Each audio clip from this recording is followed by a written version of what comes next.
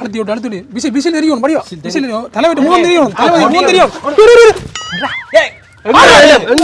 எங்க இடம் இது தங்க இடமா அந்த காலத்து படத்துல இருந்து எல்லாத்தையும் நாங்க ஒட்டி கொண்டிருக்கோம் இந்த இடத்துல லீக் ஆயிட்டு படத்துல கயக்காய்ங்கண்ணே படத்தை லீக் பண்ணே எனக்கு தெரியுமாண்ணே படத்தை நீங்க லீக் பண்ணீங்க அப்புறம் ஃபெவிகால போட்டு ஒட்டினீங்க அந்த கதை எல்லாம் உங்களுக்கு தெரியுமாண்ணே தலைவர் சொல்லுவாரு அவங்கள நாங்க சொல்றோம் தானே சொல்லுங்க அப்போ நான் சொல்லிட்டு தானே ஐடியா டேய் அந்த படம் என்ன போயிட்டு இப்ப அப்புறம் பெண்ண லீக் பண்ணி சென்ட்ரல் கவர்மெண்ட்டுக்கே ஒரு ஆட்டம் காட்டணும் நீங்க ஆட்டம் உங்க விசாரணையை கூப்பிட்டு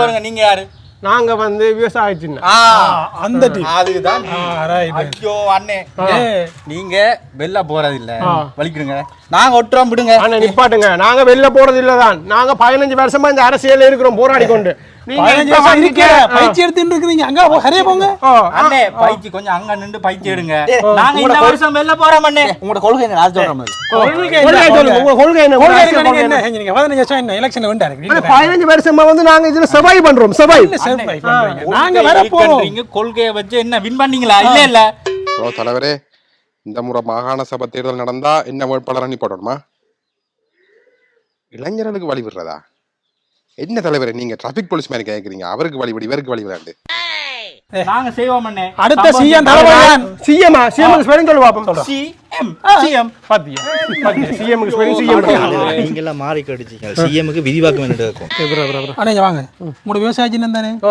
உங்களோட பேனர்களை கொண்டு அங்க வயல்வெளியை வைங்க போங்க வயல்வெளியை வச்சு யாரு பாக்குறது உங்களோட அரசியல் யாரை வச்சுக்கிறீங்க காக்கா உரிய வச்சு தான் செய்றீங்க அப்ப அதுகள் பாக்குற மாதிரி கொண்டு வயல்வெளியை வைங்க இல்ல கார் வழி வைங்க தம்பி உலகத்திலே ஒரு மகத்தான ஒரு சிந்தனையை வந்து நீங்க வந்து இப்படி காய்க்க கூடாது ஜோ தலைவரே தலைவரே தலைவரே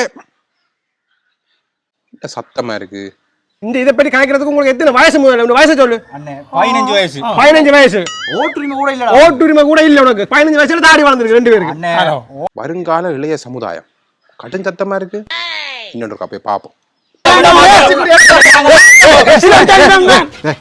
நிப்பாட்டு ஆறு பண்ணி நான் இப்ப வரைய காதுல விழுந்தது என்ன விழுந்தது தேர்தலை பற்றி எல்லாம் காய்க்கிறீங்க பாக்குறதுக்கு எனக்கு எவ்வளவு பெருமையாக தெரியுமா இன்றைய யாழ்ப்பாணத்து இளைஞர்கள் வந்து தேர்தலை பற்றி வாக்குகளை பற்றி அரசியலை பற்றி சமூக சூழ்நிலை பற்றி காய்க்கிறத நினைக்க பெருமையா இருக்கு அது இந்த வடமாகாண சபை தேர்தல் வருமா வராதான்னு இருக்கிற நேரத்தில் நீங்க அதை பற்றி காய்க்கிறீங்களே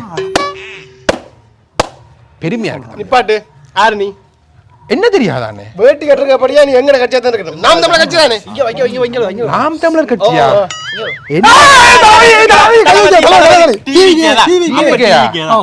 அதெல்லாம் இல்லடா அதுவும் இல்லையா சிவப்பும் கரும்பு இருக்குது தீய சக்தி அதுவும் இல்ல அதுவும் இல்லையா கை தூக்கு பாப்போம் செட்டை இல்ல ஏடிஎம்கே இது ஒரு திராவிட கட்சி தான் டேய் நிப்பாடுங்க சொல்லுங்க காங்கிரஸ் கை வைக்கிட்டான் காங்கிரஸ் தான் அதுவும் இல்லையடா அதுவும் இல்லையா போயிடா வேட்டி சட்டை கோயிலுக்கு போயிட்டு வரேன் பிஜேபி கொள்கை எதிரி டேய் விஜயேந்திர கட்சி பாத்தியா நிப்பாடுங்க இந்தியாவில இருக்கிற எல்லா கட்சியும் சொன்னீங்க இலங்கையில எத்தனையோ கட்சிகள் இருக்கு ஏதாவது ஒரு பேர் சொன்னீங்களா ஒரு கட்சியில பேர் இலங்கையில கட்சி இருக்கா ட்ரம்ப் கட்சியோ ட்ரம்பா பெட்ரோல் கொடுக்குறாங்க வரலாறு காணாத வாக்குப்பதிவு நடந்திருக்கு இந்த வருஷம் 85% மேல ஓட்டு 6 காரணம் நிப்பாடு நீங்க வந்து அங்க இத்தனை சதவீத வாக்குப்பதிவாயிருக்குன்னு சொல்றீங்க இங்க யாழ்ப்பாண மாநகர சபை தேர்தல்ல கடைசியான தேர்தல்ல எத்தனை வாக்கு சதவீதம் பதிவானு தெரியுமா தெரியாது 56.24 குறைஞ்சிட்டேன்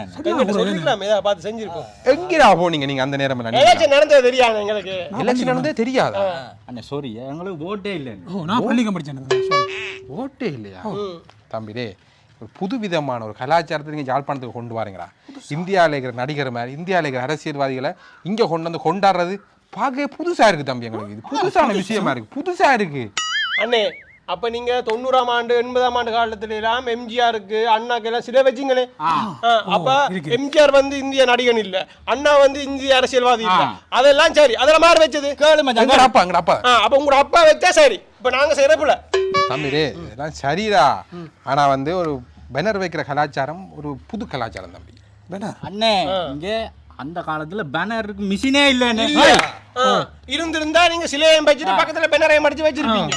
நாங்க இப்ப என்ன பெனரை வைக்கிறோம், எலெக்ஷன் முடிய பெனர் எடுத்துருவோம். நீங்க அப்படியா? அப்ப வச்ச சிலை இப்ப வரைக்கும் இன்னும் இருக்கு. நாங்க கேட்டாங்களா? இல்ல இல்ல சிலை வச்சிருக்கீங்க. ஓ மகாத்மா காந்தி அவர் என்ன இயக்கத்துல இருந்தவர்? கட்குறி மாதிரி நீங்க ஹேஜ் கொண்டு இருக்கிறீங்க. நீ தொண்டை கிளிய கத்தி கொண்டு இருக்கிற. அடிச்சிருவேன். உள்நாட்டு அரசியல் என்னன்னு தெரியுமா? 13வது திருத்தச் சட்டம் என்னன்னு தெரியுமா உங்களுக்கு? 13வது திருத்தச் சட்டம் என்னன்னு எங்களுக்கு தெரிஞ்சுக்கண்டா உங்களால இங்க அரசியல் செய்யலாம போயிருமன்ற விஷயம் உங்களுக்கு தெரியுதா? அதுவும் சரி. அதை விட மச்சான். ஆனா தம்பி இங்க வா. நீங்க வந்து இந்திய அரசியல்ல நீங்க எவ்வளவு இது காட்டுறீங்களே, இதால உங்களுக்கு என்ன பிரயோசனம்? இங்க என்ன மாற்றம் நடக்க போகுது? என்ன நடக்க போகுது? இந்திய அரசியலுக்கும் எங்கட ஈழத்து எங்க தமிழ் அரசியலுக்கும் என்ன சம்பந்தம் இருக்கு? ஏதாவது சொல்லுங்க பாப்போம். சம்பந்தம் இருக்கு, சொல்றோம் பாருங்க. இந்திரா காந்தி இங்க இருக்கிற தமிழ் அமைப்புகளுக்கு இந்தியாவில் கூட்டி போய் ட்ரைனிங் கொடுத்ததே அது இந்திய அரசியல் இல்லையா? ராஜீவ் காந்தி IPKF என்ற பேர்ல இந்திய ஆர்மியை இலங்கைக்கு அனுப்பிட்டு அது தமிழ் அரசியல் இல்லையா? அதானே இவ்வளவு இருக்கட்டும். உங்களோட அப்பா சிலை வச்சார் MGR, அவர் இங்க இருக்கிற தமிழ் போராட்டத்துக்காக காசு நிதி உதவி கொடுத்துற கோடிக்கணக்கில், அது இந்திய அரசியல் இல்லையா? தமிழ்நாட்டில் இருந்த ஒரு CM தன் பதவியை வேணாமட்டு தூக்கி எறிஞ்சிருந்தா இங்க உள்நாட்டு போர் வேற மாதிரி முடிஞ்சிருக்கும். அது இந்திய அரசியல் இல்லையா? இதெல்லாம் இந்திய அரசியல் இல்லையா? இதெல்லாம் உங்களுக்கு தெரியாதா? சொல்லுங்க. சரி இதெல்லாம் தெரிஞ்சு வச்சுக்கிறீங்க, நல்ல விஷயம்டாப்பா. ஆனாடாப்பா எங்களை பற்றியும் தெரிஞ்சு வச்சுக்கொள்ளுங்க. உங்களுக்கு பெனர் வைங்க. எங்களை பற்றி நாங்களும் உள்நாட்டில் இருக்கிற அரசியல் கட்சிகள், முக்கிய கட்சிகள் தயவுசெய்து எங்களை பற்றியும் படியுங்க. அண்ணே கொஞ்சம் நிப்பாட்டுங்க. உங்களோட கட்சி தலைவர் சொல்லுங்க. அதான் தம்பி, அது ஒரு ரெண்டு வருஷமா அதான் கொஞ்சம் இழுபறியில கிடக்குது. எப்படி இந்த வருஷம் முடிகிறதுக்குள்ள இந்த 6 தலைவர்னா நாங்கள் அறிவிச்சிருவோம். 2 வருஷம்லாம் இல்லை, 20 வருஷமானாலும் நீங்க முடிவெடுக்க மாட்டீங்க.